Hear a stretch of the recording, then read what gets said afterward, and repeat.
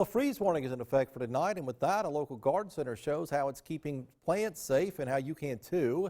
News 12's Brian Armstrong finds out how to protect your plants from the freeze. I feel like I'm stepping on a meteorologist's toes for a second. It's sunny, but it's going to get cold, and that could affect your plants outside of the home. Well, in here, there's no problem. We have heat. We have doors. We can shut the doors and turn on the heat, and everything's fine. As long as we've got power and gas, we're good. Greenhouses will keep your plants safe from the cold temperatures, but since most people don't have a greenhouse, plants outside are in trouble if not properly protected. Outside's a different story.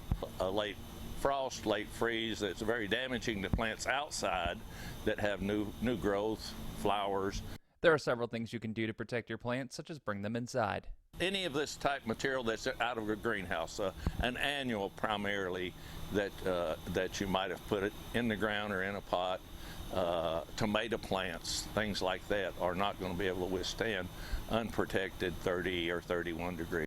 If the plants can't be brought inside, he recommends covering them with cloth, not plastic. Better off with a soft covering such as a cloth of some sort rather than plastic. Plastic, it can collect moisture underneath and cause about as much damage as not covering. Now, if you've already planted your plants, it's a little too late for this piece of advice, but something to keep in mind for the future, maybe wait a few more weeks.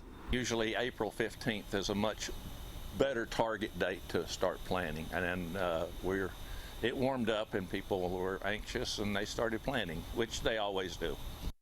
If your plants are outside tonight, he compared it to going to bed. You cover up in a blanket, so make sure this little guy is also covered up. Brian Armstrong, News 12 Now.